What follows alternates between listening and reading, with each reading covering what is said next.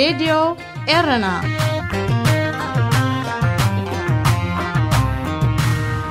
تركيا أسات 16,000 وتحدرات منجسي صومال كتسلطنيا أب سودان مسغاغر منجسي نمدقاف كوافر كابز سمدبه أكال ودو حورات أغرات خارتوم أتيو أمريكا إثيوبيا لبدا كورونا فيروس نمكاد زحقزا نايل علي $7 مليون حقزا بركتا أرسل زيناق تكتاتلو تسنحكم كورات سمعتنا زرزرات يغتصل تركيا سات 16,000 وتحدراو فدرالاو منجسي صومال نمسلطان تسرح كمزلا أم مغادشو زركب أمباسادر تهاجر محمد يلماز نأغلغلوت زينا أنادولو حبيرو أتهاجر زحلف عامت أب كتما مغادشو أب زغمتو تركي سوم زتبالي وتحدراو معسكر زاقيت أشحات وتحدرات أسلطينا كمزلان بحجوان توسختي أشحات نايم سلطان مدب كمزلوان أتنباسادر الرقاقيتو زمدنا تركن صومالنا وتحدراو متحقاز رايز سحات رايكم زيكونا زنت صارت امباسادر أبقو طبان نقدن زتجمورو مدبات كم زلوون تقيسو تركي بزيكات يقدما أبقت أرزغمتو وتحدراو معسكر كاب هاجر عواتاي قوامي سراويت كتوافر ازناي صومال كالايو مقام وتحدراو معسكر تركي أب صومال بسعود عرب حورات إمارات زمرحا حيالو هاجرات عرب سقات كم زفترلن تنتنتي ردو قبسي كم قبرة ملسنايزي أب رئسم محدار صومالي لاند وتهدراو معسكر نمغفات تسرح كمزلا زحلف الصومون تحبيريو أب العلزي تركي نمنقسي ليبيان محقاز سراويتا ناب ليبيا بوقع اللي أغات ركب سودان قبس انبنصارو نتي بجنرال حفتار زمراح حيلي كمز دقفا زفلالي وغناتي ملكتو قطر نتركي قد دقفن كلا سعود عربن حورات إمارات اندما نقبسي دقفا لوا ازي بهاجرات عرب زكايت زلو ناي وكلنا متتتاو نهاجرات زوباغرنا أفريقيا ناب مكففالن متفنانن كم رحن كم زغيليو زتكاس أب سودان ناب ديمقراسياو مسرحن مسغغار جيزاوي منجسي نمحجاز كوافر كاب سمدبه جوجله حورات هاجرات ناب غارتون كم زاتوه اتي هاجراو ودبا فليتو اتي بستيفن ماوكير تمريحو ناب كارتوم توافير زلونوس جوجله أم حنصاص مدبات نايتين 10 تغل توارح أب سودان كتصنح مغانو تمديو زلو تلخو حورات هاجرات كنطفيو اتي جوجله مسل علوت سلطان منجسن فصمتي اكالاتن بمرغاب تلخو حورات هاجراتن نطفتات زكايدلو اغباباتن بزملكت كمكريو مسغغار ديمقراسي سودان محجاز وافر تلخو حورات هاجرات كاب سنه 2020 أب سرح كوافر كوانت نبرو بسنكي لبدا كورونا فيروس كم سدناغوي يتحبيرو سودان دحري ودكت سرعة البشر بو تهدرا وجوجله سيفيكاوان محبراتن بوليتيكاوان ودباتن زتماكله مسغاغر منجسي قويمو دحري قلت عامتات بهزبين السمرص منجسي سلطانو غركب تثبيت يغبرلو أبتي جياو منجسي أمونغوتي وتهدرا وجوجلن برغيساوي وغنن زيمت ممان سلزفتره أب ديمقراسياوي مسغغار حورات هاجرات كحجز بزغربه امام مسرتيو تلغو حورات هاجرات نابتا هاجر زات زلو أمريكا إثيوبيا تقبرو زلا مخته كورونا فيروس نمحجاز لعلي $7 مليون زقمت حجز بركتا اتبسالسي سلقس حجز زاب صعق كنكن نزات وسوات زقلقلا 350 متنفسي ماشينات مالت فنتيليترز زتغلليو إثيوبيا ببزحي ملكفتي كورونا فيروس أب أفريقيا شابعي درجة حيزات ركب أبتا هاجر زاقيت لعلى 19,000 سبات بكورونا فيروس كلكفون كلو أساد 26 دما مسي فيروس بزتاحز هيوتهم حليفو زينا أبزي فتسم راديو إيرنا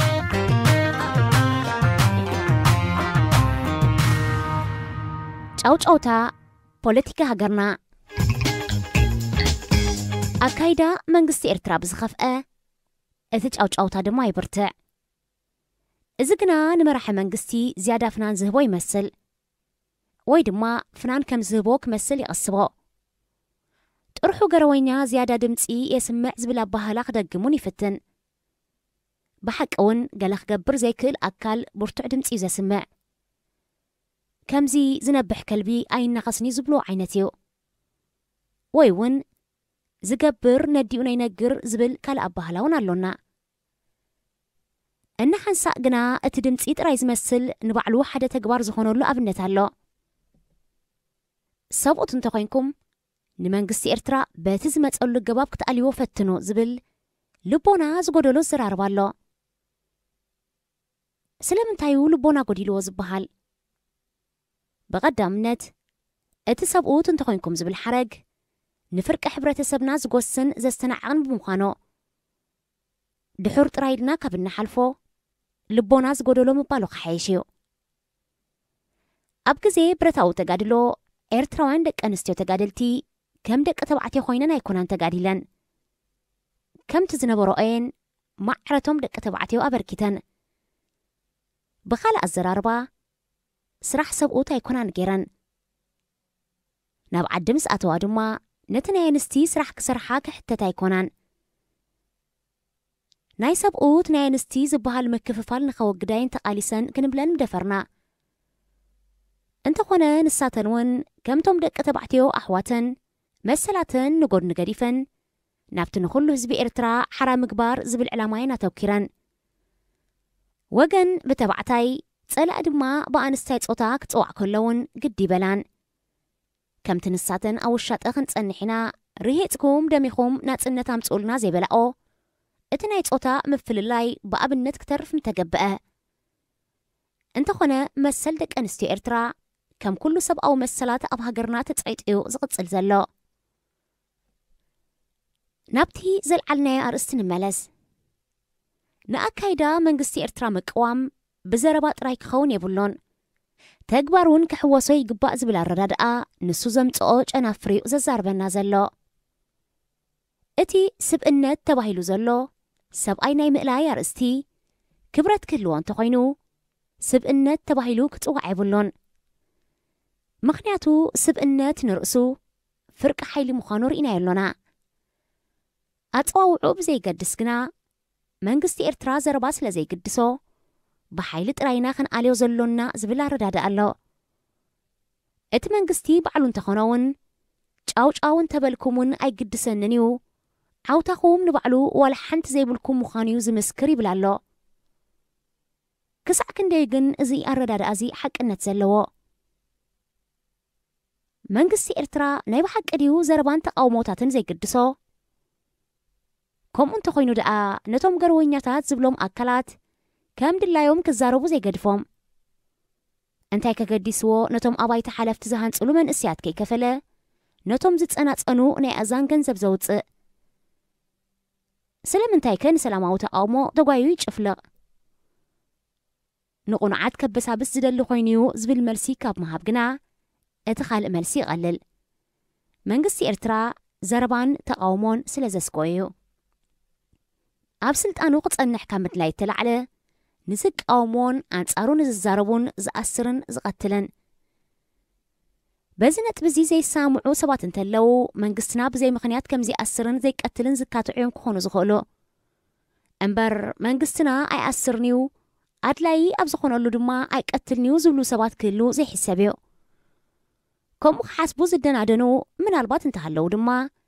ከም ወትሩ መንግስቲ ኤርትራ ከይተረፈ ኣብ ክንድኦም ክሓፍረሎም እዩ ፖለቲካ ሃገርና ናይ ጫካ ኮይኑ ጥራይ ክተርፍ ዝፈርድሉ ውሕዳት ኣይኮኑን ገሊኦም ነቲ ብረታዊ ተጋድሎ ኣመና ካብ ምድናቕ ተላዕለዮም ከምኡ ዝገብሮ ነዞም ሕጂ ኣብ ስልጣን ዘለዉ መራሕትና ድማ ወነንቲ ትኹሉ ምእንቲ ሃገር ተገብረ ቃልሲ ይገብርዎም ነዚኣቶም ክትኣለ እንተኮይንካ በትናቶም ኣገባብ ጌርካ ካብቲ ንሳቶም ዝነበርዎን ላዕሊ ኮይንካ ጥራይካ ትኽእሎ ዝብል ኣተሓሳስባ ድማ ይሕድሮ በዚ ምኽንያት እዚ ድማ ብረት ሜዳ ምሰጻሚ የልዕሉልካ ብጎድናቲ ናይ 30 ዓመት ተጋድሎ ጌርካ ጥራይ ፍትሒ ከም ዝመጽእ ድማ ይሕብሮ ብኸምኡ መንገዲ ፍትሒ መጽእ እንተኮይኑ ደኣ እቲ ናይ ቅድሚ ሕጂ እንታይ ኮይኑ ዘይሰርሐ ንዝብል ሕቶ ግና መልሲ ዘለዎም ኣይመስሉን ተወሳኺ ሕቶ ድማ ኣሎ እቲ ኩሉ ምእንቲ ናጽነት ኤርትራ ተገብረ ቃልሲ ዋንነት ዞም ሕጂ ኣብ ስልጣን ዘለዉ ሰባት ድዩ እታ ነጻ ዝወፀት ሃገር ዋንነት ኩሉ ዜጋዛ ሃገር ምዃና ቡርህዮ ኣብ ስልጣን ዘለዉ መሪሕነት መንግስቲ ተጋዲሎም ዝመጹ ስለ ዝኾኑ ክትኣልዮም እንተለውካ ከም ናቶም ክትጋደል ክትክእል ኣለካ ዝብል ክትዕ መሰረት ዘለዎ ኣይኮነን እዚ ፍትሒ ኣብዚ ግዜ እዚ ንኹሉ እዩ ዘድልዮ ዘሎ እቲ ተጋደለውን ፍትሒ ረኸበን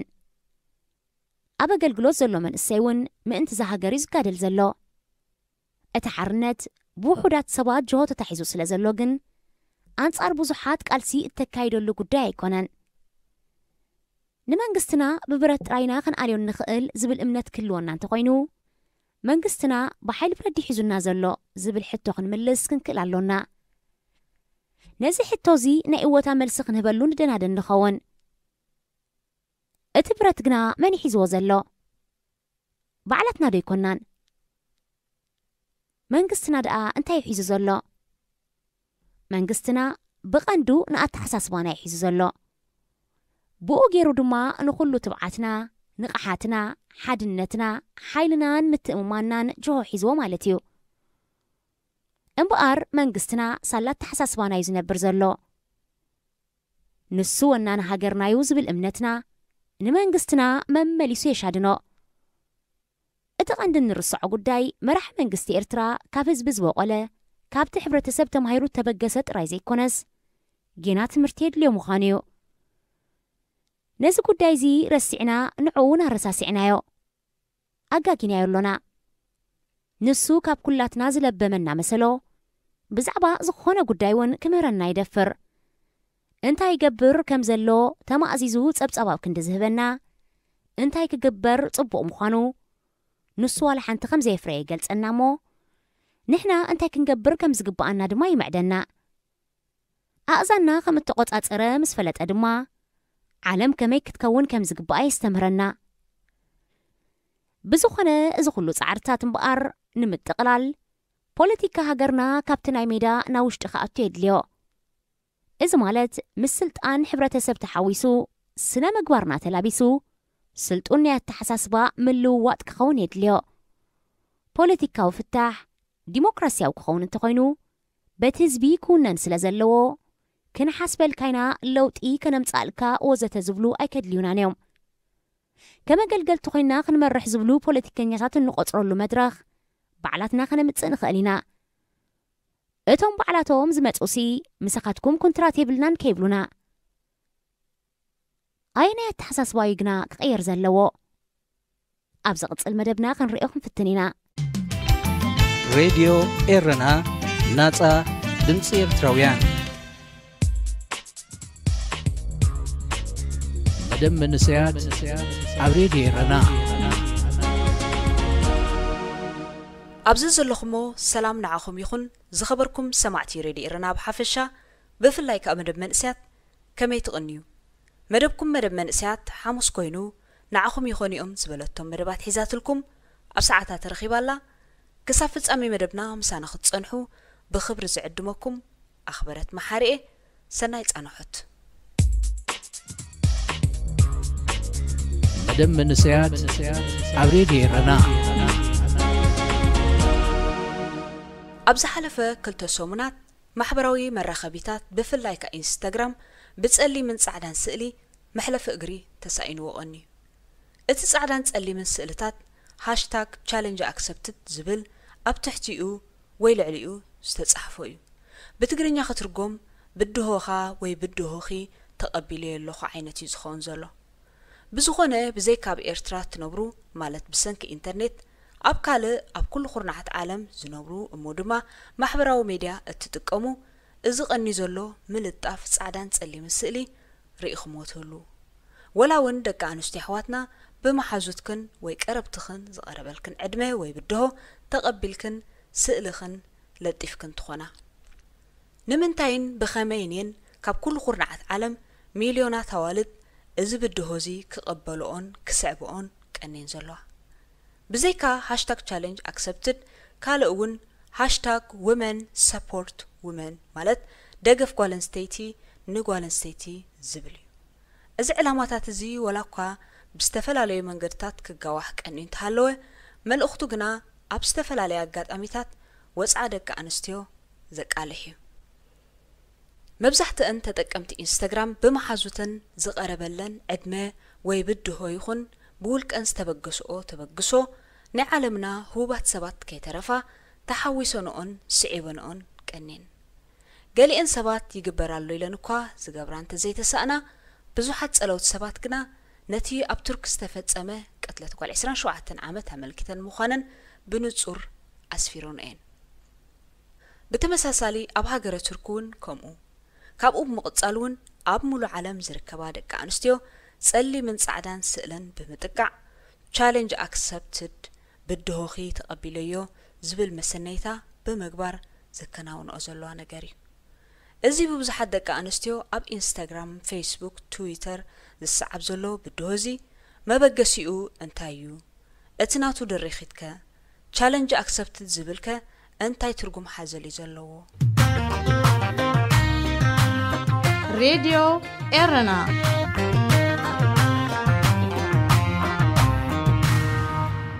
ኣበጋግሳ እዚ ኣብ ማሕበራዊ መራኸቢታት ዝረአ ዘሎ ተርእዮ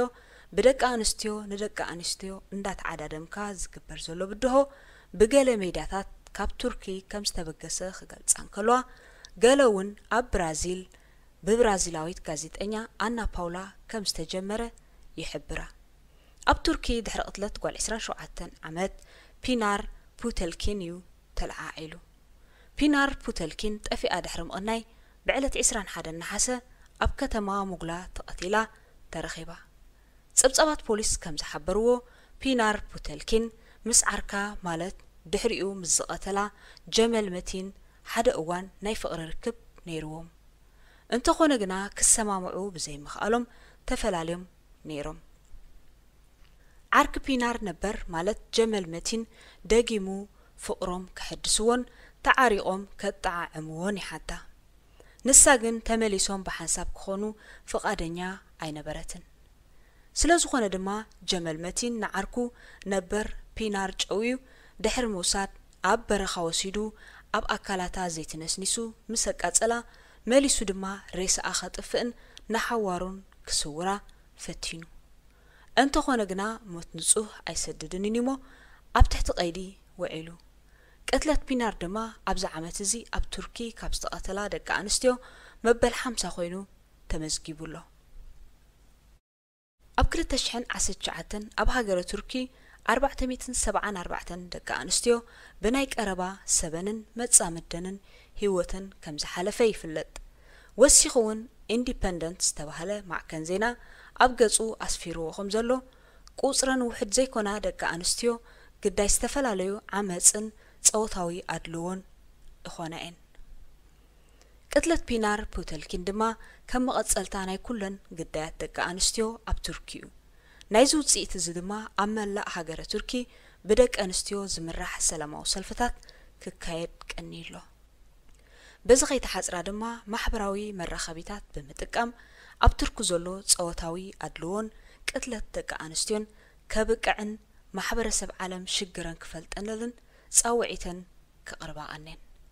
እምበኣርከስ ብድሆኺ ተቐቢሉ ኣለኹ ማለት ቻሌንጅ ኣክሰፕትድ ካብዚ እዩ ዝብገስ ንምንታይ እቲ ስእልታት ጻዕዳን ጸሊምን ሕብሪ ክህልዎ ተመሪጹ ንዝብል ድማ ቱርካውያን መዓልታዊ ካብ ድቃሶም እንክትንስኡ ኣብ ሜድያ ዝርእይዎ ከም ዜና ዝመጽእ ቅትለት ደቂ ኣንስትዮ ዝሕብር ብጸሊምን ጻዕዳን ኣብ ጋዜጣታትን ቴሌቪዥናትን ስለ ዝዝርጋሕ እዩ በዚ ምኽንያት ድማ ጸሊምን ጻዕዳን ስእሊ ከም መወከሲ መወቲ ከም ዝተመርጸ ይሕበር ደቂ ኣንስትዮ ድምፀን ከበርኻን ኣብ ጎኒ ግዳያት ብጥምረት ሓቢረን ደው ክብላን ሕጂ ድምፀን እንተዘይስሚዐን ግና ድሕሪ ጎረቤተይ ኣብ ቤተይ ከም ዝበሃል ሓደ መዓልቲ ብጸሊምን ጻዕዳን ስእሊ ኣብ ማዕከናት ዜና ከም መወቲ ክቐርባ ምዃነን ተረዲአን ሕጂ ብድሆ ንጸወታዊ ኣድልዎን ቅትለትን ክብላ ይጽውዓ ኣለዋ ኣብ ዝሓለፈ እዋን ድሕሪ ቅትለት ጆርጅ ፍሎይድ ኣብ ኢንስታግራም 4 ዝኹርንዑ ጸሊም ስእሊ ነቲ ብላክ ላይቭስ ማተር ዝብል መንቀሳቐስ ንምድጋፍ ብሚልዮናት ዝቁጸሩ ህቡባት ሰባትን ካልኦትን ክስዕብዎ ቀኒዮም ምንባሮም ይዝከር ኣብ ዘመነ ቴክኖሎጂ ቃልሲ ኣንጻር ዓመፅትኻን ንመሰልካን ኣብ ማሕበራዊ ሜድያ ድምፅኻ ብምስማዕ ጥራሕ ጽልዋ ክትፈጥር ከም ዝከኣሉ ዘርእየና ብዙሓት ደቂ ኣንስትዮ ኤርትራውያን እውን ኣብ ማሕበራዊ ሜድያ ብፍላይ ከዓ ኣብ ፌስቡክ ነዚ ብድሆ ኣንጻር ዓመፅ ደቂ ኣንስትዮ ተቐባቢለናሉን ይቀባበላሉን ኣለዋን ብዙሓት ወገናት ትርጉሙ ዝሓቱ እኳ ኣይተሰኣኑን መቸም ካብ ኤርትራዊት ጓል ኣንስተይቲ ንላዕሊ ድምፂ ብድሆ ክትስምዕ ዘድልያ ኣብዚ እዋን እዚ ኣይትህሉን ምክንያቱ ዛንታ ኤርትራዊት ኣንስተይቲ ዓለም ዘይሰምዖ ኣውያታ ንውሽጣ ተቐቢሩ ይነብር ስለ ዘሎ ኤርትራዊት ጓልንስተይቲ ድርብ ወጻዕታት ተሰኪማ ብሓቡስ እናነኺሳ እትነብር ፍጥርቲ ምዃና ማንም ዘይስሕቶ ሓቂ እዩ እዚ ተበግሶ ናይ ብዙሓት ሓዋትና ድማ ኣገናዕ ዘብል እዩ ድምፅና ንኹሉ ወጻዕታት ህዝብና ሬድዮ ኤረና ናጻ ድምፂ ኤርትራውያን ዝኸበርኩም ሰማዕትና ብፍሉይ ከዓ ኣብ ኤውሮጳ ትነብሩ ወርሓቱ ከም ዝንሪኦ ዘለና ሳመር ወይ ከዓ ወቕቲ ክረምቲ እዩ ኣብዚ ወቕቲ እዚ ኤውሮጳ ኣብ ውዑይ ኩነታት ኣየር እዩ ዝርከብ ክሳብ መወዳእታ ዝወርሒ ድማ ዋዒ ክውስኽ ምዃኑ ሜትሮሎጂ ይሕብር ኣሎ ኣብዚ ወርሓት እዚ ብዙሓት ሰባት ዝሑል ኣየር ንምርካብን ዋዒኦም ንምዝሓልን ኣብ ገማገም ባሕሪ ክዘናግዑ ካብኡ ሓሊፎም ድማ ኣብ ቀላያት ይኹኑ ባሕርታት ክሕንብሱ ምርኣይ ንቡር ተርእዮ እዩ ከም ሳዕቤን እዚ ዓመታዊ ብዙሓት ሰባት ብሓደጋ ምጥሓል ህይወቶም ይስእኑ ብፍላይ ድማ ንኸማና ኤርትራውያን ሓደስቲ መጻእተኛታት ሓበሬታ ናይቲ ቀላያት ዘይብልናን ኣዝዩ ኣሰካፊ ጉዳይ እዩ ስለ ዝኾነ ድማ ዓመታዊ ምጥሓል ኤርትራውያን ንሰምዖ ዘለና ኣብ ዓድና ኣብ ዝተፈላለዩ ቀላያት ይኹን ባሕሪ ሓንቢስና ንኽእሎ ክንከውን ንኽእል ኢና ኣብዚ ግና እቲ ማያትን ዕምቆቱን ካሊእ እዩ ስለዚ ሃንደራ ኢልና ክንሕንብስ ካብ መፍታን ክንቁጠብ ይግባአና ዳሓር ከዓ ምሕንባስ ተማሂርካ ዲፕሎማ ክትሕዝ ኣዝዩ ከቢድ ኣይኮነን ብፍላይ ኣብታ ብማያት ዝተኸበት ሃገረ ኔዘርላንድስ እትነብሩ ሰባት መምሕዳራት ከባብን ዝተፈላለያ ማሕበራትን ነዚ ነገር ማለት ንትምህርቲ ምሕንባስ ግቡእ ኣቓልቦ ሂቦም ምትሕባራት ከም ዝገብሩ ክንሕብረኩም ንፈቱ ህይወትና ኩሉ መከራታት ሰጊራ ኣብ ዝበፂሓን ከላ ብኸንቱን ሸለልትነትን ካብ ምኽላፋ ክንሕልዋ ይግባአና ሬድዮ ኤረና ናጻ ድምፂ ኤርትራውያን ኣፕል ዝተባህለ ኣሜሪካዊ ትካል ኣብ ቅየሳ መምዕባል ኤሌክትሮኒካዊ ኣቑሑት ኮምፒዩተር ሶፍትዌርን ሞባይላትን ዝነጥፍ ካምፓኒ ኮይኑ ዝሓለፈ ሰሙን ሓደ ዓበብ እስራት ናብ ዓማዊሉ ሰዲዱሎ ንሱ ድማ ኣይፎን 12 ዝተባህለት ሞባይል ኣብ ቀረባ ግዜ ናብ ዕዳጋ ከም ዘውርድ ይፍሊጡ ወላኳ ምስ ዘሎ ዓለም ለኻዊ ናይ ጥዕና ቅልዋውን ካብን ናብን ናይ ምጓዓዝ እገዳን ምድንጓይን ከም ዝህሉ ፍሉጥ እንትኾነ ገለ ምንጭታት ካብቲ ትካል ከም ዝሕብርዎ ግን ኣብ ወርሒ ታሕሳስ ከም ዝዝርጋሕ ክረጋገጽ ተኻኢሉሎ ኣይፎን 12 ብ3 ዓቐን ማለት ብ5.4 ኢንች ብ6.1 ኢንችን 6.7 ኢንችን ከም ዘዳልዋዮ ምዃኑ እዩ ፍሉጥ ኮይኑ ዘሎ ብተወሳኺ ካብቲ ካምፓኒ ዝለሓኹ ሓበሬታታት ከም ዘመልክትዎውን 6.7 ኢንችን 6.1 ኢንችን 3 ካሜራ ክህልዎ እንከሎ በዓልቲ 5.4 ኢንች ከዓ 2 ካሜራ ሒዛ ብሩትዓዊ ዋጋ ተቐሪባ ከም ዘላ እዩ ናይ ኣፕል ተንታኒ ሚስተር ሚንግ ቺኮ ብዛዕባ ኣፕልን ሓድሽ ምህዝኡን ክገልጽ ኩለን ኣብ 2020 ዝወፃ ኣይፎን 5G ቴክኖሎጂ ከም ዝጥቀማዩ ገሊጹ ቀጺሉ ዋጋ ኣይፎን 12 $649 ኣሜሪካን ዶላር ክኸውን ከም ዝኽእል ካብ ኣይፎን 11 ከም ዝሓስራን ዋጋ ኣይፎን 12 ፕሮን ኣይፎን 12 ፕሮ ማክስን ግን ከባቢ $1,000 ኣሜሪካ ኮይኑ ንኣይፎን 11 ከም ዝበልጾን ግምቱ ይህብ ብተወሳኺ ኣይፎን 12 ዝጥቀም መስምዒ ከም ዘይጥቀም ኣብ ክንድኡ ብኣየርፓድ ከም ዝሰርሓ ከም ዝተገበረ ከምኡ መግበሪኡ ቀንዲ ዕላምኡ ከዓ ነታ ኣቐዲሙ በቲ ካምፓኒ ዝፈረ ኣየርፓድ ሰብ ክዕድጎ ንምግባር ምዃኑ ትንተንኡ ሂቡሎ ሬድዮ ኤረና ናጻ ድምፂ ኤርትራውያን ዝኸበርኩም ተኸታተልቲ መደብ መንእስያት ንሎሚ ዝበልናዮ መደባት ከም ዝተኸታተልኩም እዩ ነይሩ ኣብ መደብኩም መደብ መንእስያት ንዝህልወኩም ሕቶ ይኹን ርእይቶ ወይ እውን ብትሕዝቶታትኩም ክትሳተፉ ምስ እትደልዩ ብኣድራሻና radioerana@gmail.com ወይ ድማ ብቁጽ ቴሌፎንና 0049 71 61 50 77 624 ከምኡ እውን ብናይ ፌስቡክ ኣድራሻና መደብ መንእስያት ኣብ ሬድዮ ኤረና ብምባል